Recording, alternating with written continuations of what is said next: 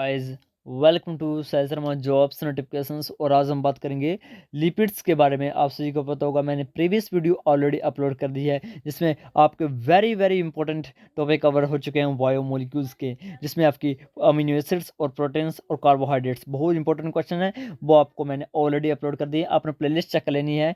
Playlist आपको मेरे channel पर मिलेगी, वहाँ पर चेक कर लीजिए MSc जूलॉजी एंट्रेंस टेस्ट 2023। रही बात है आपकी नोट्स की, तो नोट्स के लिए आपको टेलीग्राम चैनल को ज्वाइन कर लेना है। वहाँ से आप चैट भी कर सकते हो। यदि आपको कोई डाउट है तो वहाँ पर सोल्व भी किया जा सकता है। और बाकी आपको कभी कहीं भी प्रॉब्लम आएगी काउंसलिंग प्रोसेस तक, तो आपको टेलीग्राम चैनल को ज्वाइन कर लेना है। लिंक मैंने वीडियो के डिस्क्रिप्शन में डाला हुआ है। रही बात आपके नेक्स्ट टॉपिक की, तो वो रहने वाला आपका मेटाबॉलिज्म। देखो, आपको अपनी तैयारी कंटिन्यू रखनी है जैसे आप पढ़ रहे हो, बट आपको जो मैं वीडियो अपलोड कर रहा हूँ, यदि मैं बायोकेमिस्ट्री आपको पढ़ा रहा हूँ तो आपको बायोकेमिस्ट्री ही अभी तक पढ़नी है। ठीक है, कवर कर लीजिए। यदि आप मेरे से फास्ट चले हो तो आप फास्ट चलिए, कोई प्रॉब्लम नहीं है। बट जो मैं पढ़ा रहा हूँ, यदि आप उसी टॉपिक को पढ़ रहे हो तो आपके लिए बहुत ज़्यादा बेनिफिशियल है, क्योंकि जहाँ पर आपके डाउट है वो आपको इस वीडियो में कवर किए जाएंगे। यदि आप लिपिड पढ़ रहे हो, लिपिड में कहीं आपको डाउट रह गया है तो वो कवर हो जाएगा। जैसे आप अभी मैं बायोकेमिस्ट्री पढ़ा रहा हूँ, यदि आप इम्यूनोलॉजी पढ़ रहे हो तो आपके लिए काफ़ी कन्फ्यूजन हो जाएगा। तो यदि जैसे आप पढ़ रहे हो वैसे पढ़िए, बट आपने यदि कवर कर लिए तो बहुत अच्छा है। यदि आप मेरे से फास्ट चले तो वो तो बहुत अच्छा है, बहुत ज़्यादा अच्छा है। बट यदि आप स्लो हो तो यदि बाइक कायम चलिए तो बाइक कायम ही चलाइए। इसमें आपको मेटाबॉलिज्म कल मैं खत्म कर दूँ, क्योंकि कल से संडे। संडे है कार्बोहाइड्रेट्स, अमीनो एसिड्स और फैट का, बहुत ज़्यादा इंपॉर्टेंट है। ये मेटाबॉलिज्म तीनों का इकट्ठी वीडियो आएगी कल, या मैं अलग अलग भी डाल सकता हूँ, क्योंकि कल संडे है। ठीक है, ओके। तो टेंशन मत लीजिए कल की, तो कल आपका बायोकेमिस्ट्री खत्म कर दूंगा। नेक्स्ट आपकी तैयार हो जाएगी, नेक्स्ट जो आपको बोलोगे वो टॉपिक स्टार्ट होगा। तो स्टार्ट करते हैं लिपिड्स को ही। तो व्हाट इज लिपिड्स? लिपिड्स क्या है? Lipids may be regarded as the organic substance relatively insoluble in water and soluble in the organic solvent। देखो, जो आपके लिपिड होते हैं वो पानी में घुलनशील नहीं होते हैं, क्योंकि आपने देखा होगा जो तेल होगा आपका या आपका घी होएगा, जब आप इसको पानी में डुबाओगे तो ये तैरेगा, ऊपर फ्लोट करेगा, ये घुलनशील नहीं होता है। रही बात ईथर की या अल्कोहल की, तो इनको बोलते हैं ऑर्गेनिक सॉल्वेंट्स। इसमें इनको यदि आप डालोगे तो ये घुल जाएगा आराम से। अब मैं क्लासिफिकेशन की बात करूं तो लिपिड को हम ब्रॉडली क्लासिफाई करते हैं सिंपल लिपिड्स में और कॉम्प्लेक्स लिपिड में। मैं सिंपल लिपिड्स की बात करूं तो सिंपल लिपिड्स में भी हम फर्दर डिवाइड करते हैं फैट्स एंड ऑयल, और दूसरा हम waxes. Fats and oils versus waxes, क्या डिफरेंस है? जहाँ पे देखो, आपसे को पता होगा what is the fatty acid composition. Fatty acid की कंपोजिशन, सॉरी, लिपिड्स की कंपोजिशन क्या होती है? लिपिड किस चीज से बने होते हैं? यदि आपसे मैं कॉमन क्वेश्चन पूछूं तो आपके जो लिपिड बने होते हैं वो बने होते हैं आपके एस्टर ओ फैटी एसिड। एक फैटी एसिड की लीनियर चेन है आपकी, जो एस्टरिफाइड की हुई है। साथ में आपका अल्कोहल एज सब्सटेंट या प्रिकर्सर जुड़ा हुआ है। ओके, तो linear chain of fatty acids with alcohol is known as lipid. और जो आपका ये फैटी एसिड के साथ अल्कोहल जुड़ा है, यदि आपको वो अल्कोहल ग्लिसरॉल है, तब हम उसको बोलेंगे फैट्स या ऑयल्स। अब फैट एंड ऑयल्स में क्या डिफरेंस है? तो आपको याद रखना है, फैट्स होते हैं आपके solid at room temperature and oils आपके लिक्विड एट रूम टेम्परेचर। यदि मैं आपको पूछूं तो आप घर में इस वक्त घर में बैठे हो या कहीं बैठे हो, तो आपने देखो, आप यदि आपने घी रखा हुआ है तो घी इस वक्त आपका कैसा होगा? सॉलिड स्टेट में होगा। बट आपका जो तेल होगा, जो अपने सरसों का तेल यूज कर रहे हो या रिफाइंड आप यूज करो, जो भी आपका यूज कर रहे हो, तो वो आपका लिक्विड स्टेट में होगा। रीजन क्या है इसका? वाई दीज घी, या हम बोल सकते हैं तेल आर कैसे लिक्विड सिस्टम। ओके, जो आपका घी रखा हुआ वो सॉलिड स्टेट में क्यों है, और तेल आपका कैसे है? लिक्विड स्टेट में क्यों है? यहाँ पर फैट और ऑयल्स में यही डिफरेंस है। अब क्यों है, इसका बहुत अच्छा एग्जांपल है, ये बहुत अच्छा एक रीजन है। देखो, जो आपके घी होता है वो होता है सैचुरेटेड फैट, सैचुरेटेड फैट। और जो आपका तेल होता है, ऑयल होता है, वो होता है आपका अनसैचुरेटेड फैट। तो मेन डिफरेंस क्या होता है? Saturated fat are those fats which are obtained from animal fat. देखो, आपको अपन ने जो घी बनाया है वो उसका प्रिकर्सर कौन है? कहाँ से आया घी? बफलो से आया है या काऊ से आया है? ओके, यानी एनिमल से आया है, तो इसको हम बोलेंगे एनिमल फैट, यानी सैचुरेटेड फैट। और रही बात आपकी ऑयल की, तो ऑयल आपका कहाँ से ऑब्टेन्ड हुआ है? सरसों से, आपके सोयाबीन से, तो इसको हम बोलते हैं अनसैचुरेटेड फैट्स। अब देखो मैंने कहा कि अनसैचुरेटेड फैट यानी ऑयल्स आपके लिक्विड स्टेट में होंगी एट द रूम टेम्परेचर। क्यों होंगे? क्योंकि आप में जो बॉन्डिंग होगी ना इसमें, जिसकी भी बॉन्डिंग होगी, हाइड्रोजन बॉन्डिंग होगी, जो भी बॉन्डिंग होगी, तो वो बॉन्डिंग डबल बॉन्ड या ट्रिपल बॉन्ड होगा। कैसा बॉन्ड होगा? डबल बॉन्ड या ट्रिपल बॉन्ड होगा। बट सैचुरेटेड फैट्स होंगी, जो एनिमल फैट वाला है यानी घी है, उसमें सिंगल बॉन्ड प्रेजेंट होगा, इसीलिए वो सॉलिड है और ये लिक्विड है। अब मैं आपसे पूछ लूं, which fat is easily digested in our body? यदि मैं एक चम्मच घी खा रहा हूँ, एक चम्मच मैं ऑयल पी रहा हूँ, तो इनमें से कौन जल्दी डाइजेस्ट हो जाएगा और रीज़न क्या है? तो जो आपका तेल है या ऑयल है वो ईजिली डाइजेस्ट हो जाएगा। रीज़न है डबल बॉन्ड स्ट्रक्चर, और जो फैट है वो सिंगल बॉन्ड स्ट्रक्चर है। अब मैं आपसे पूछूं, सिंगल बॉन्ड टूटने में आसान नहीं करता है, ये डबल बॉन्ड आसानी से टूट जाता है? यदि आप केमिस्ट्री के अकॉर्डिंग चलो तो आप कहोगे कि डबल बॉन्ड टूटने में बहुत ज़्यादा मेहनत लेता है, but in case of biology यहाँ पर डबल बॉन्ड इजीली ब्रेक हो जाएगा, क्योंकि यहाँ पर बेंड पड़ जाएगा। आपने पढ़ा होगा फोस्फो लिपिड्स का स्ट्रक्चर आपने पढ़ा है, तो वहाँ पर एक बेंड आता है, आपने देखा होगा। यदि आपको पता होगा तो आपकी टांग सीधी होती है, जो फॉस्फोलिपिड होता है, ऊपर आपका फॉस्फेट जुड़ा होता है, नीचे आपके फैटी एसिड की एक दो चेन होती हैं। एक चेन आपकी सीधी होती है, एक चेन थोड़ी बेंडेड होती है। तो बेंडेड इसी कारण होती है क्योंकि वहां पर क्या प्रेजेंट होता है? आपका डबल बॉन्ड प्रेजेंट होता है। यदि डबल बॉन्ड प्रेजेंट आपका, तो वो एक बेंड स्ट्रक्चर होता है, कंपैक्ट अरेंजमेंट नहीं होगा उसका। यदि हम पैकिंग करते हैं तो यदि वहां पर कोई ऐसी चीज है जो आपको अटकाने का रही है पैकिंग करने में, देखो बैंड पड़ गया ना, अब सिंगल बोर्ड तो अच्छे से पैक हो रहे हैं, जैसे जैसे आराम से अच्छे से पैक हो रहे हैं, कंपैक्ट से पैक्ट हो रहे हैं, बट जो आपका ऑयल होगा उसमें बैंड पड़े हुए हैं, तो अच्छे से कंपैक्ट से अरेंज नहीं होंगे और इजीली ब्रेक हो जाएंगे। तो इसी कारण आपके unsaturated fatty acids are easily breakable in our body. So हमें ऑयल ही खाना चाहिए, जो भी हम यूज़ कर रहे हैं, हम जो भी आपके तल रहे हो, जो भी आप बना रहे हो, तो आप यूज़ कीजिए ऑयल। फैट को कर सकते हो बट इजीली ब्रेकेबल नहीं है, इजीली डाइजेस्टिव नहीं है। ओके, बाकी तो सिंगल बॉन्ड डबल बॉन्ड इसका बता दिया मैंने, स्ट्रेट चेन्स बेंडेड स्ट्रक्चर, बाकी खत्म हो गया सैचुरेटेड और अनसैचुरेटेड का। अब आ जाइए यहाँ पर बैक्सिस में। तो बैक्सिस आपके कैसे होते हैं? बैक्सिस सेम आपके फैटी एसिड की तरह है, या यानी ऑयल्स की तरह ही है, बट इसमें जो अल्कोहल होगा वो ग्लिसरॉल के अलावा कोई और होगा, जो कोई और होगा वो सिटाइल अल्कोहल होगा। ओके, उसके बाद कॉम्प्लेक्स लिपिड्स क्या होते हैं? कॉम्प्लेक्स लिपिड्स वो लिपिड होते हैं जिन लिपिड्स के साथ एडिशनल कोई स्ट्रक्चर जुड़ा हुआ है।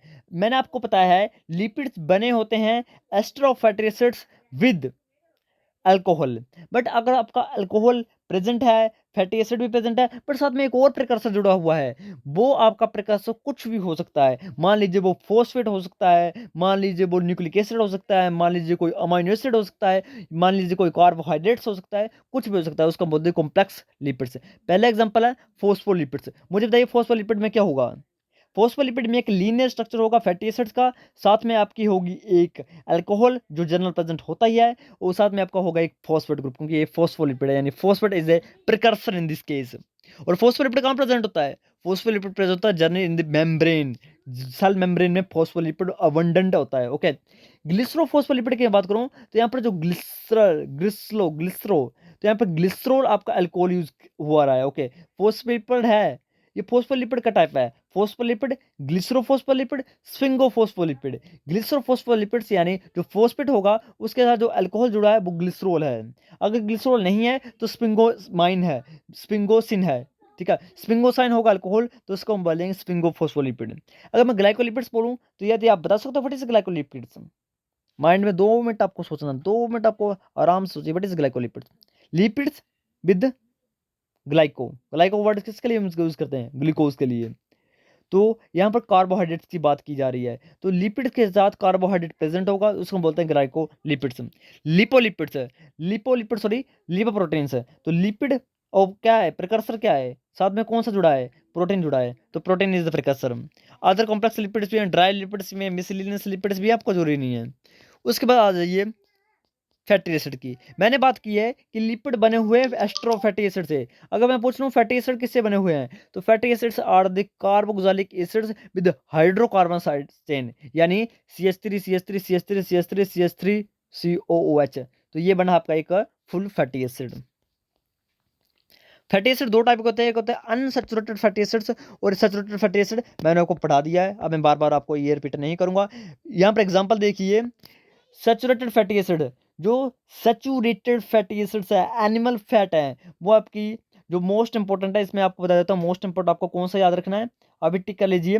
पालमिटिक acid, stearic acid, arachidic acid और बिहेरिक एसिड। इनमें से भी दो बहुत इंपॉर्टेंट है, पालमिटिक एसिड और स्टीरिक एसिड, क्योंकि जो पालमिटिक एसिड है वो हमारे beta oxidation of fatty acid में आएगी।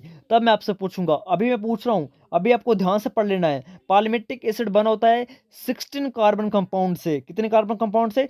16 कार्बन कंपाउंड से। इसका फॉर्मूला बहुत ईजी है। देखो मैंने कहा कि लीनियर स्ट्रक्चर है CH3, ये लीनियर हाइड्रोकार्बन का स्ट्रक्चर है।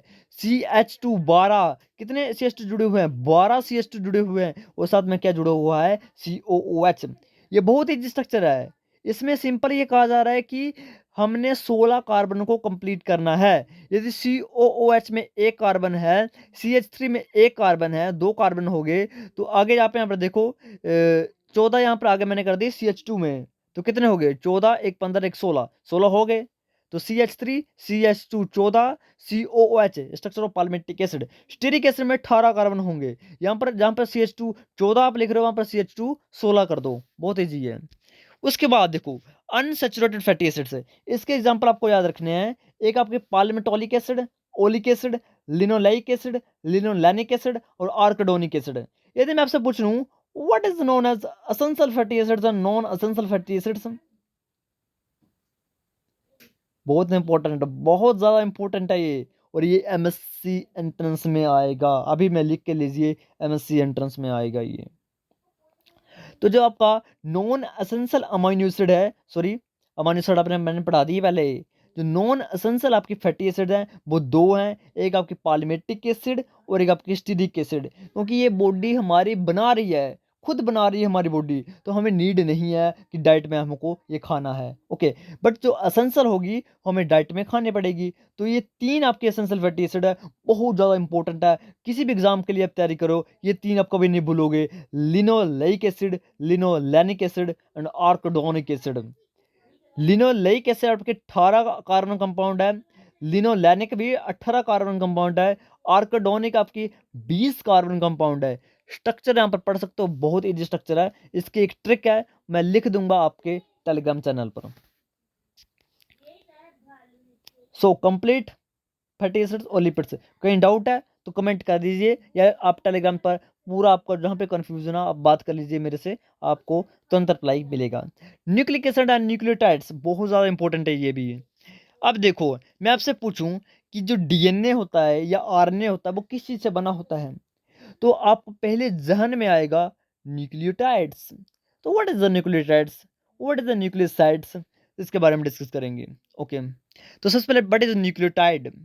Nucleotides are the compound of the nitrogenous bases, pentose sugars and phosphate। देखो छोटे छोटे छोटे monomer of nucleotides joins together to form a DNA, ये टू फॉर्म ए आरएनए। छोटे छोटे आपके न्यूक्लियोटाइड्स या बोल सकते हैं small units of nucleotides form the DNA. और न्यूक्लियोटाइड्स में होता क्या है, तो न्यूक्लियोटाइड्स में आपका होता है तीन चीजें। पहले आपकी राइबोज सुगर, ये तो होगी होगी, साथ में आपकी बेस होगा, नाइट्रोजनस बेस हम कैसे कहते हैं। नाइट्रोजन बेस में क्यों आएगा, दो चीजें आएगी, एक आएगी आपका प्यूरिन, एक आएगी आपकी पायरेमिडीन, और एक आएगा आपके पास फॉस्फेट आएगा। तो तीन चीजें होती हैं, नाइट्रोजनस बेस, पेंटोस शुगर और फॉस्फेट। अगर मैं न्यूक्लियोसाइड की बात करूं तो न्यूक्लियोसाइड में आपका जो पेंटोस शुगर होता है, सॉरी जो फॉस्फेट होता है वो एब्सेंट होता है इन केस ऑफ न्यूक्लियोसाइड, ओके। तो ये आपका स्ट्रक्चर है। थोड़ा सा ऐसे कर देता हूँ, ऐसे ठीक रहेगा आपके लिए, ओके। तो यहाँ पर सबसे पहले दो आपको दिख रहे हैं, ये ए और बी को आपको देखना है, एडेनिन और guanine. So adenine and guanine are purine and pyrimidine, so these two are purines. ये दो आपके प्यूरिन है, एडेनिन और ग्वाइनिन। ए जी आप याद रख रहे हो, ए जी से आपको रखना है प्यूरिन्स। तो यहाँ पर देखो स्ट्रक्चर कितने कार्बन कंपाउंड का आपको दिख रहा है, एडेनिन का 9 मेंबर्ड। कैसा दिख रहा है, 9 मेंबर्ड। गिनना कहाँ से स्टार्ट करना है, एक सेकंड, एक सेकंड में यहाँ पर पेन पॉइंटिंग यूज़ कर लेता हूँ, उसके बाद आपको बताऊँगा गिनना आपको कहाँ से स्टार्ट करना है। ओके, तो यहाँ पर आप देख रहे हैं आपको मैंने गिनना कहाँ से स्टार्ट किया है, ठीक है? Okay, 1 second, 1 second. हाँ, तो मैं कहाँ चला था? स्ट्रक्चर जो लगा था बनाने ना, ओके। तो यहाँ पर आप देखो, ये जो पहले आपको दिख रहा है एन वाला, ये आपका 1 है, ओके। उसके बाद ये आपका ये 2 है, उसके बाद ये 3 है, उसके बाद आपका ये 4 है, उसके बाद ये आपका 5 है, उसके बाद ये आपका 6 है, ये वाला 7 है, ये वाला 8 है, ये वाला आपका 9 है, ओके। तो ये आपके 9 मेंबर्ड स्ट्रक्चर है इन केस ऑफ एडेनिन। यहाँ पर देख लीजिए, फर्स्ट पोजीशन पर आपका क्या जुड़ा हुआ है? Simple nitrogen, N, okay. Second position आपका सिंपल कार्बन जुड़ा हुआ है, कोई स्ट्रक्चर नहीं है। थर्ड पर आपका जुड़ा है फिर से क्या जुड़ा हुआ है? नाइट्रोजन। फोर्थ पर सिंपल कार्बन जुड़ा हुआ है। फिफ्थ पर क्या जुड़ा है? सिंपल कार्बन जुड़ा हुआ है। सिक्स्थ पर आपका जुड़ा है कार्बन के साथ NH2, बहुत ज़्यादा इंपॉर्टेंट है। कौन सी पोजीशन? सिक्स्थ पोजीशन पर क्या जुड़ा हुआ है? NH2।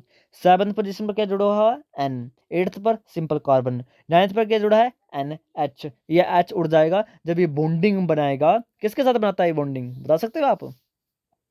ये बनाता है पेंटोस सुगर के साथ, ओके। नीचे यहाँ पर देखो, ग्वाइनिन के स्ट्रक्चर में सिंपल आपको वैसे काउंट करना है। यहाँ पर आपके सेकंड पोजीशन पर NH2 आ जाएगा और फर्स्ट पोजीशन पर NH आ जाएगा, बाकी सेम स्ट्रक्चर है। और आपके सिक्स्थ पोजीशन पर डबल बॉन्ड O आ जाएगा। In case of cysteine, cysteine में आपको 6 मेंबर्ड का स्ट्रक्चर आपको देखने को मिलेगा, ठीक है। सिस्टीन के केस में यहाँ पर 1 2 3 4 5 6, ओके। तो 6 का आपको यहाँ पर स्ट्रक्चर देखने को मिलेगा। 1 से कहाँ से आपको काउंट करना है? 1 से आपको काउंट करना है इधर। इधर 1 कहाँ से काउंट करोगे? इधर से करोगे, ओके। 1, 1 सेकंड, इसको 1 मानना है इधर, ओके। 2 3 4 5 और 6, ओके। तो यहाँ पर किसको मानना? 1 निचले वाले को, ओके। ये 6 मेंबर स्ट्रक्चर है। साइटोसिन, साइटोसिन और थाइमिन सेम स्ट्रक्चर होते हैं, बस आपको याद रखना है कि 1 2 3 4 5 फिफ्थ पोजीशन पर CH3 जुड़ा होता है इन केस ऑफ थाइमिन। यूरासिल, तो यूरासिल के केस में आप देख तो CH3 एब्सेंट होता है, बाकी सेम थाइमिन का स्ट्रक्चर है, ओके। ये आपके लिए इंपॉर्टेंट है। देखो, जब आपकी जो एडेनिन है उसके साथ राइबोज जुड़ गया तो उसे हम क्या कहेंगे? उसे हम कहेंगे एडिनोसिन। जब ग्वाइनिन के साथ राइबोज जुड़ गया उसको हम कहेंगे ग्वाइनोसिन। मैं आगे आपको बताऊंगा। साइटोसिन, जब इसके साथ हमने राइबोज जोड़ दिया तब बनाएगा साइटिडीन। जब यूरासिल के साथ हमने राइबोज जोड़ दिया तो ये बनाएगा यूरिडिन। और इस फुल फॉर्म में बताऊं तो एडिनोसिन की फुल फॉर्म होती है एडेनोसिन 5 मोनोफॉस्फेट, यानी AMP, GMP, CMP, OT, UMP। UMP मैंने क्यों बोला, बता सकते हो कोई? ये मैंने UMP इसलिए लिखा क्योंकि ये मैं राइबोज के साथ जोड़ रहा हूँ, डीऑक्सी राइबोज के साथ मैं नहीं जोड़ रहा हूँ। डीऑक्सी राइबोज की भी टर्न आएगी। एड्रेनिन के साथ में यदि डीऑक्सी राइबोज को जोड़ूं तो इसे हम बोलते हैं डीऑक्सी एडिनोसिन। यदि मैं ग्वाइनिन को डीऑक्सी राइबोज के साथ जोड़ूं तो आएगा डीऑक्सी ग्वाइनोसिन। साइटोसिन के साथ मैं जोड़ूं तो डीऑक्सी साइटाडीन, और मैं थाइमिन के साथ जोड़ूं तो डीऑक्सी थाइमडीन। इधर मैं थाइमडीन यूज़ क्यों किया? क्योंकि आपको याद रखना है, इन case of RNA T is replaced by uracil. Thymine को रिप्लेस किया जाता है यूरासिल में इन case of RNA, but in case of DNA uracil is replaced by thymine, okay. ये देखो, ये स्ट्रक्चर है। इधर आपको AMP बताया हुआ है और TMP बताया हुआ है, बट किसका बताया हुआ है? राइबोज का बताया हुआ है, ओके। हाँ, DMP तो आप सभी को जानना पता होगा कि ये किसका होगा, DNA का होगा। पहले वाला किसका होगा? RNA का होगा। देखो AMP देखो, तो यहाँ पर आपको क्या दिख रही है? राइबोस दिख रही है। सिंपल, अभी राइबोस को देखिए, कुछ मत देखिए आगे पीछे कुछ मत देखिए, बस राइबोस को देखिए। राइबोस 1 2 3 4 5 5 मेंबर स्ट्रक्चर है, और ये आपको मैंने बनाना बताया है प्रीवियस लेक्चर में। राइबोस जुड़ा हुआ है। राइबोस की फर्स्ट पोजीशन पर एडेनिन की 9th पोजीशन पर एक बॉन्ड जुड़ा हुआ है। तो एनीवन, कोई बता सकता है कि कौन सा बॉन्ड जुड़ा हुआ है? ये आपका बॉन्ड है एन ग्लाइकोसिडिक बॉन्ड। कौन सा बॉन्ड है? N glycosidic bond, N glycosidic या एन ग्लाइकोसिडिक बॉन्ड है ये। एन ग्लाइकोसिडिक क्यों बोला इसने? क्योंकि देखो एन है और ये कौन है? ग्लूकोज है, यानी राइबोज है, यानी ये एक कार्बोहाइड्रेट है। तो एन ग्लाइकोसिडिक बॉन्ड है ये, एन ग्लाइकोसिडिक। और कौन सी लिंकेज है? C1C9 linkage in case of AMP, in case of GMP कौन सी लिंकेज होगी? C1C9, कैसी? C1C9। But in case of TMP, in case of UMP, in case of तीसरा कौन सा बचा? साइटेसिन, CMP, C1N1 लिंकेज। अभी मैं लिंकेज को लिख देता हूँ, इंपॉर्टेंट है भाई, आप ध्यान नहीं दे रहे इसको, इस बात को। C1C9 in case of, in case of AMP और TMP। ऐसा क्यों? ऐसा इसीलिए क्योंकि यहाँ पर 9 मेंबर स्ट्रक्चर है प्यूरिन का। ओके, और इन case of pyrimidine, in case of pyrimidine यहाँ पर आपका हो जाएगा, मैंने कौन से पायरिमिडीन कौन हो सकती है? एक होती TMP, TMP, हाँ TMP, ऊपर मैंने गलत लिखा, ओके प्रीवियस वाला देख लेना, GMP होगा उधर, ओके TMP। और TMP के साथ आपका होगा CMP, CMP के साथ आपको होगा UMP। इन तीनों में आपकी जो लिंकेज होगी, इन तीनों में आपकी जो लिंकेज होगी C1N1, कौन सी लिंकेज आ रही है? C1N1। यहाँ पे देख लो C1 कहाँ लिखी है? C1N1, okay, N glycosidic linkage है। आप फिफ्थ पोजीशन पर देखो, राइबोज की फिफ्थ पोजीशन पर जुड़ो, देखो क्या जुड़ा हुआ है? CH2OPOOO, ये क्या जुड़ा हुआ है? ये फॉस्फेट जुड़ा हुआ है। तो कितनी पोजीशन पर आपके राइबोज जुड़ा होता है? तो फिफ्थ पोजीशन पर राइबोज जुड़ा होता है। ओके, राइबोज की जो फिफ्थ पोजीशन है उस पर जुड़ा होता है फॉस्फेट। फर्स्ट पोजीशन पर जुड़ा होता है एडेनिन। और थर्ड पोजीशन पर क्या जुड़ा होता है? Next, next ribose. Okay, next ribose का कौन सा एंड जुड़ा होगा? फॉस्फेट एंड जुड़ा होगा, क्योंकि 5 prime to 3 prime, 3 prime to 5 prime समझाने की मुझे जरूरत नहीं है। सिंपल मैं ये कहना चाह रहा हूँ कि यदि मैं स्ट्रक्चर को आगे बनाऊं तो यहाँ पर क्या होगा? H यहाँ पर से गायब हो जाएगा, O के साथ यहाँ पर जुड़ा होगा P या O CH2। तो ये किसका है? ये निचले वाली, जो आपकी निचले वाली क्या है आपकी राइबोज है, उसकी फिफ्थ पोजीशन है। और ऊपर ये कौन सी पोजीशन है? थर्ड पोजीशन है। तो 3 प्राइम टू 5 प्राइम मुझे बताने की जरूरत नहीं, अभी मैंने इतना बता दिया आपको, ये आपके लिए सफिशिएंट है। रही बात, अगर मैं बताऊं आपको इसके आगे क्या होगा, एडेनिन के आगे क्या होगा? एडेनिन के आगे आपके सामने डबल बॉन्ड करके एक स्ट्रक्चर होगा, जिसे हम बोलते हैं थाइमिन। क्योंकि एडेनिन किसके साथ बॉन्ड बनाता है? थाइमिन के साथ। कौन से बॉन्ड बनाएगा? Hydrogen bond. कितने बॉन्ड बनाएगा? 2 बॉन्ड। तो इधर आपका सिंपल थाइमिन होगा। In case of thymine adenine होगा। But in case of guanine cytosine होगा, ट्रिपल बॉन्ड बनाएगा, हाइड्रोजन बॉन्ड हम इसे कहते हैं।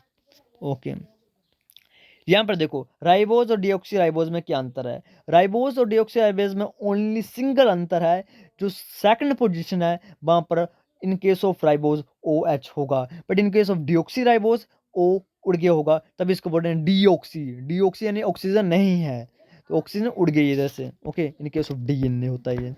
DNA के मैंने टाइप लिखे है, बहुत इंपॉर्टेंट है। इधर से आपसे पूछा जाता है कि जेड वाला जो DNA है वो नॉर्मल नहीं होता है, अनस्टेबल होता है, जिगजैग फैक्शन में होता है। बाकी आपको याद रखना है, ये सिंपल लेफ्ट हैंडिंग कॉइलिंग करता है, बाकी सभी राइट हैंडिंग कॉइलिंग करते हैं, ये लेफ्ट हैंडिंग करता है। बाकी इतना पूछा जाता है आपसे। ओके, अदर DNA के बारे में पढ़ लेना, कौन कौन से अदर DNA पढ़ लेना। ADNA के बारे में पढ़ लेना, जब ह्यूमिनिटी आपकी 65 होती है तब ADNA बनता है, सलाइन कंडीशन में ADNA बनता है। BDNA आपका नॉर्मल हमारे शरीर में कौन सा DNA है? BDNA प्रेजेंट है। CDNA कॉम्प्लीमेंट्री DNA होता है, बहुत रेयर होता है। और DDNA आपका बहुत ही ज़्यादा रेयर है उससे भी। और ZDNA आपका एबनॉर्मलिटी का केस है, इसमें जिगजैग फैक्शन होता है। तो नॉर्मल केस कौन सा हमारे शरीर में? हमारे शरीर में BDNA है।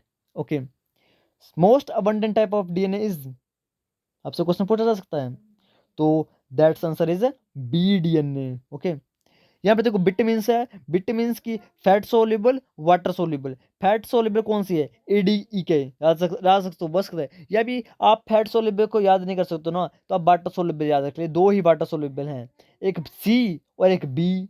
तो BC याद रख लो या CB याद रख लो। यदि आपने वाटर सोल्यूबल याद रख लिए तो ओबियसली ये बाकी वाटर सोल्यूबल ही होंगी। ओके, तो वाटर सोल्यूबल आपके दो हैं, एक बी और एक सी। गाली की तरह याद रख लो या जिस तरह आपकी मर्जी है रख लो, BC है। Okay, water soluble. इसमें बीज हैं वो अलग टाइप के, thiamine, vitamin B1, vitamin B2 riboflavin, vitamin B3 niacin, vitamin B6 pyridoxine, vitamin B7 biotin, vitamin B5 pantothenic acid, vitamin B9 folic acid, vitamin B12 cyano cyanocobalamin. यहाँ पर देखो, ये मैंने इमेज इसलिए अपलोड की है क्योंकि ये क्वेश्चन यदि आपसे टफ लेवल का पूछा जाएगा तो ये 100% आएगा। को फैक्टर आपने सुना क्या होता है? को फैक्टर, को एंजाइम, आई थिंक आपने सुना होगा।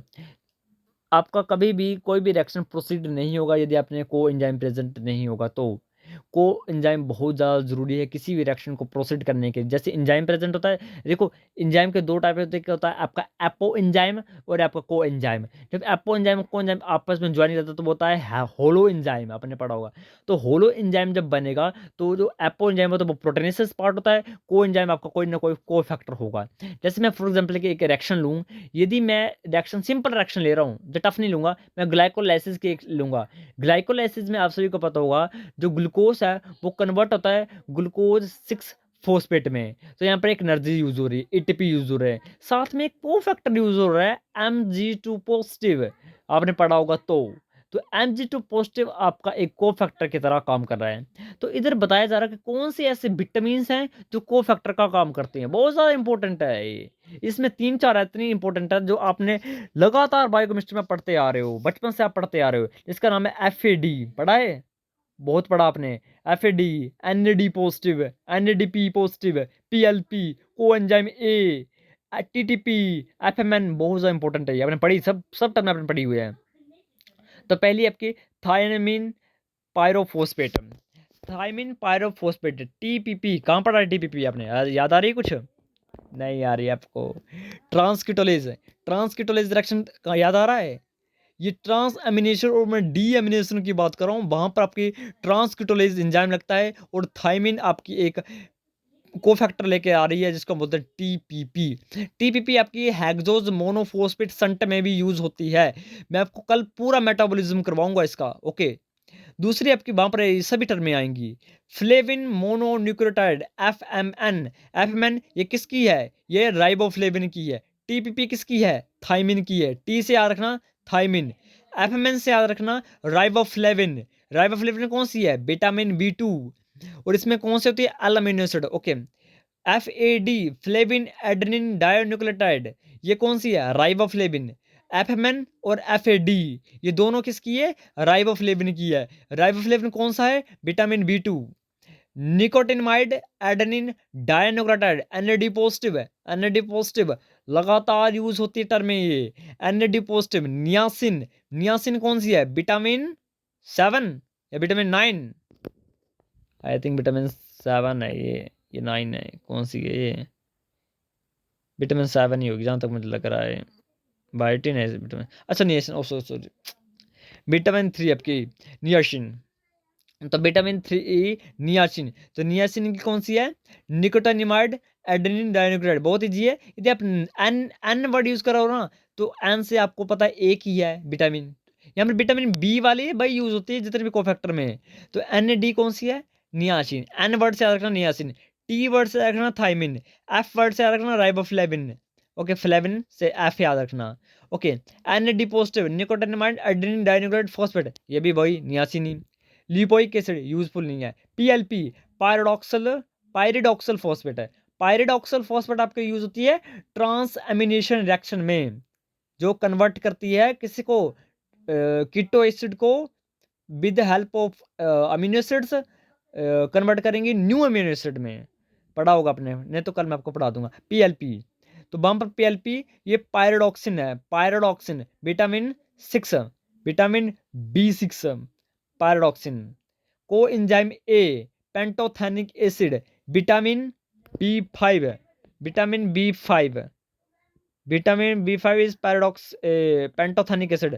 तो पेंटोथेनिक एसिड की कौन सी है? Coenzyme A. Pyridoxal, pyridoxal तो इजी है, इसे आप पैराडॉक्सल वर्ड से हर को पैराडॉक्सल पैराडॉक्सिन।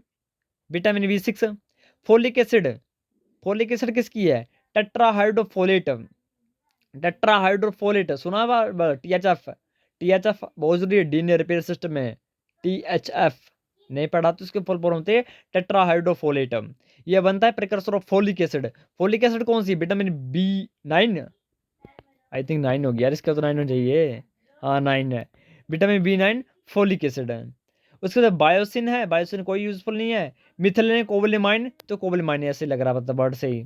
तो ओके, सो दैट्स क्लोज। पढ़ लेना टेबल को, यूजफुल है। बाकी कोई डाउट है तो कमेंट करना। Thank you.